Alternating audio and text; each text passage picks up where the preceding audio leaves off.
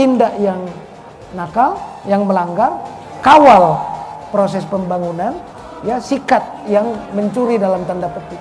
Saya kira itu menutup kebocoran, menjamin dan mengawal agar tidak terjadi penyimpangan, sehingga tujuan pembangunan nasional kita itu, proyek strategis pemerintah itu bisa dijaga karena kejaksaan ada di dalam. Kalau kita bicara public trust itu sebenarnya referensinya sekarang harus ke kejaksaan, Bang Deddy. Karena kejaksaan bisa menjaga selama tahun 2022. Betul. Biasanya itu kan seperti grafik naik turun, kalau ini kan menaik.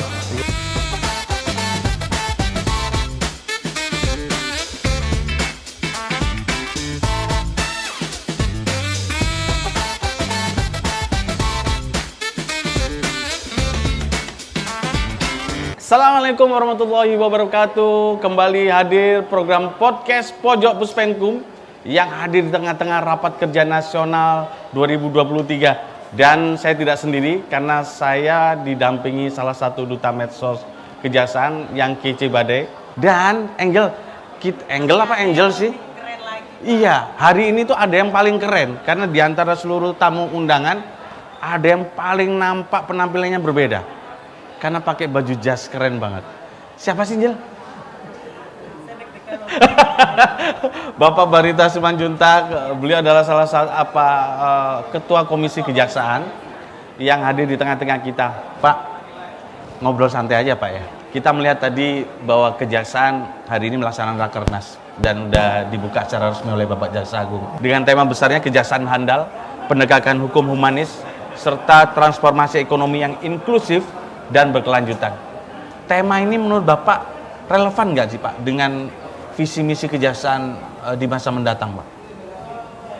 Iya, Pak Deddy dan Mbak Angel ya. Ini kalau Mbak Angel katanya apa, kita juga. Karena baru saya lihat ya kejaksaan sekarang reformasinya juga jalan. Berarti kualitas SDM-nya rekrutmen keren, Pak ya? Ya, semakin baik. Tadi saya lihat pojok Puspenkum juga. Siap, Pak. Ada inovasi, kreativitas sehingga kita bisa melihat capaian kinerja dengan lebih singkat. Betul, Pak. Jadi Mas Deddy, saya lihat ini temanya tidak hanya relevan tapi ini menggigit. Khususnya dalam rangka kan yang sekarang itu visi misi presiden. Implementasinya sektoral di kejaksaan. Jadi tadi dikatakan penegakan hukum yang handal, humanis.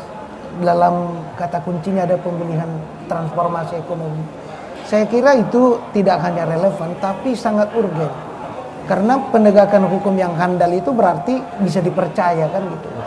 Dipercaya oleh siapa? Oleh negara, oleh kementerian lembaga dan juga oleh masyarakat, oleh publik. Itu yang terpenting, Pak. Itu yang terpenting. Kalau kita katakan public trust sebenarnya kata lain dari keterandalan kan. Jadi dapat diandalkan, dapat dipercaya. Jadi kalau kejaksaan itu andal, dapat dipercaya sebagaimana mengawal penegakan hukum, ya ini kan bisa terbukti dengan capaian kinerja 2022 ya. Jadi udah tepat itu pemilihan keterandalan itu. Sebab menjaga dan merawat public trust juga menunjukkan kepercayaan yang harus semakin tinggi dan semakin masif. Tahun 2022 itu sudah dicapai. Dan di dalam tahun 2023 ini kan hukum itu tidak dilihat sosok yang menakutkan, humanis. Artinya tidak perlu marah-marah, tidak perlu kasar dalam penegak, tapi tunjukkan sosok yang humanis, yang bersahabat, tapi bisa tegas. Nah, itu kan 2022 capaiannya bagus. Jadi kata lagi transformasi ekonomi, pemulihan ekonomi. Kan sekarang semua tujuan kita pemulihan ekonomi. Betul. Nah, kejaksaan bisa menjaga ya pemulihan ekonomi dengan cara penegakan hukum. Kontribusi besar kejaksaan untuk bangsa dan negara ini. Ya, pemulihan ekonomi, tindak yang nakal, yang melanggar, kawal proses pembangunan, ya sikat yang mencuri dalam tanda petik. Saya kira itu menutup kebocoran, menjamin dan mengawal agar tidak terjadi penyimpangan, sehingga tujuan pembangunan nasional kita itu, proyek strategis pemerintah itu bisa dijaga karena kejaksaan ada di dalam. Saya kira itu 3 poin pilihan tema yang sangat relevan, penting Dan Rakernas inilah mengimplementasikan dalam kegiatan-kegiatan operasional. Sehingga dia di dataran tema bisa dituangkan dalam tataran aksi, tataran kegiatan. Jadi semua satuan kerja kejaksaan seluruh Indonesia bisa mengimplementasi ketiga pokok dari tema itu berdasarkan tugas pokoknya. Jadi tidak jauh-jauh dari apa yang dia kerjakan, hanya saja harus dia keterandalannya tinggi, humanisnya ada, dan semuanya pemulihan ekonomi, transformasi, dan sesuai dengan apa yang ditargetkan untuk dikerjakan. Inilah salah satu pokok yang perlu dibicarakan secara bottom up ya. Ini kan satuan kerja sudah melakukan rapat kerja, lalu di tingkat nasional, sehingga apa yang diharapkan untuk perbaikan itu justru datang dari bawah. Nah, lalu nanti di sini akan dikaitkan dengan capaian secara nasional, sehingga dia tidak parsial, tapi secara komprehensif akan bisa terukur. Karena pada hakikatnya memang capaian kinerja kejaksaan secara nasional itu akan ditentukan bagaimana di lokal. Menyusun rencana, ya. betul. Nah itu yang pertama. Angel, dan yang nggak kalah pentingnya kalau kita bicara public trust itu sebenarnya referensinya sekarang harus ke kejaksaan, Bang. Betul, Jadi betul. karena kejaksaan bisa menjaga selama tahun 2022. Betul. Biasanya itu kan seperti grafik naik turun. Kalau ini kan menaik. Iya, Sehingga dengan capaian itu sebenarnya tidak berlebihan kalau kita katakan kejaksaan sudah bisa menjadi contoh bagaimana menaikkan kepercayaan dan menjaga itu. Dan kedepannya menjaga itu tentu harus dengan kinerja yang lebih lagi dari 2022. Antara lain semakin masif dan semakin tumbuhnya internal trust ini. Pak Barita, kita melihat bahwa pola Rakernas Kejaksaan saat ini berubah nih. Yang biasanya di akhir tahun, ini sekarang di awal tahun ini. Menurut Bapak ini sudah tepat nggak nih Pak?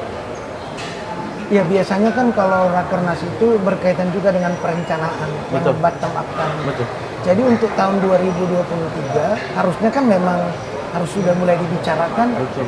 di akhir tahun 2022 atau paling lambat Januari. Ini termasuk cepat.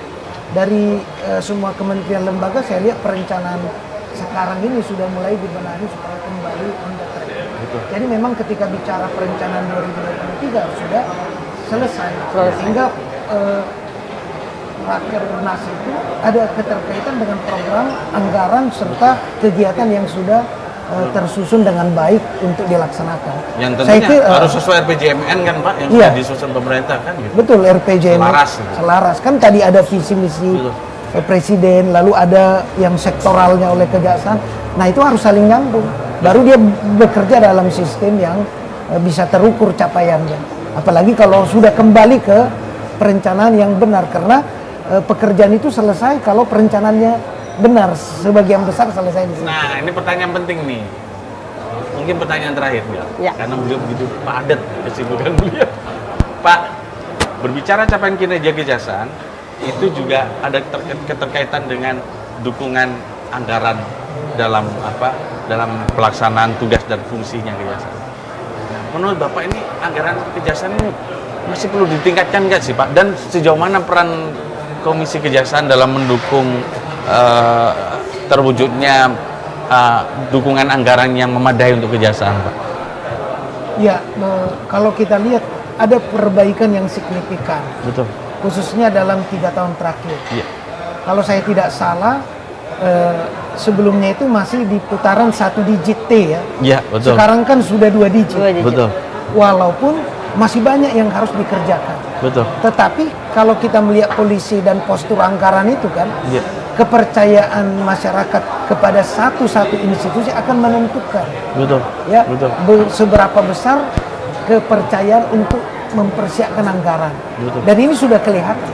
Betul. Saya yakin kalau tahun 2022 saja sudah 2 digit T-nya, Iya. dengan capaian kinerja 2022 yang sudah sangat baik, Betul. pasti akan ada peningkatan 2023.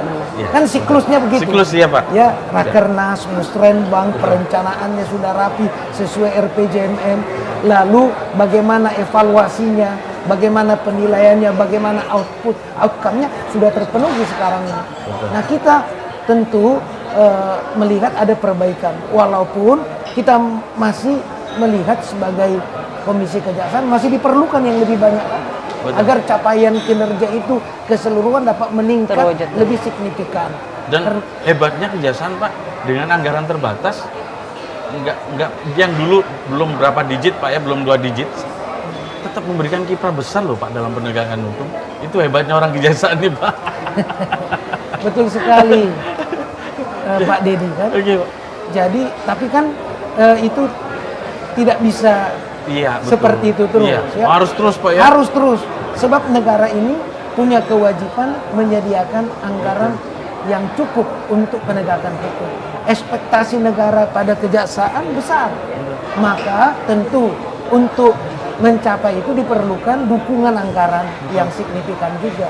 Nah, Komisi Kejaksaan salah satu tugasnya adalah memberikan penilaian terhadap organisasi SDM sarana prasarana termasuk dukungan anggaran.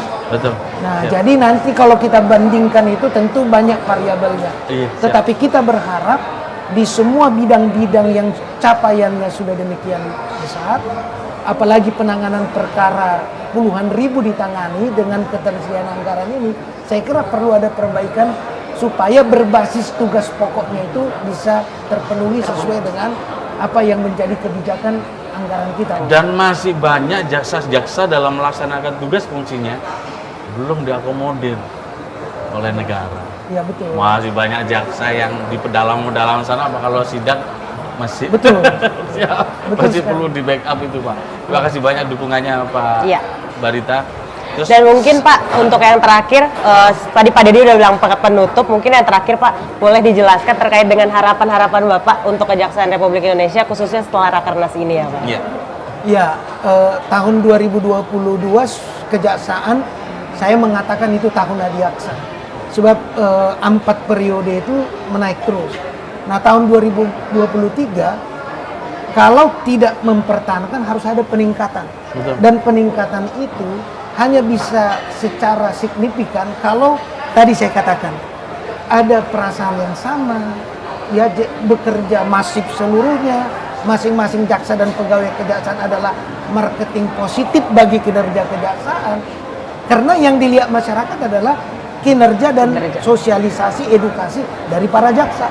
Ini tahun 2023 akan ada peningkatan kalau dirasa bahwa semua itu adalah untuk kejaksaan oleh jaksa dan pegawai. Sebab di situ intinya. Komisi ini kan ada di sekitarnya, tapi yang sangat menentukan adalah jaksa dan pegawai kejaksaan. Dan yang berikutnya, yang menurut saya juga penting adalah terus-menerus melakukan sosialisasi pilihan penegakan hukum humanis, ya transformatif untuk kesinambungan itu juga diperlukan. Sebab kita menegakkan hukum bukan untuk menghambat, tapi untuk memastikan hak rakyat untuk kesejahteraan itu capaiannya bisa dijaga dan proyek strategis dan pembangunan nasional itu bisa terus-menerus berjalan dan kejaksaan ada di sentral. Hadir di tengah-tengah masyarakat, hadir di tengah-tengah kebutuhan pemerintah. Iya, keren banget ya.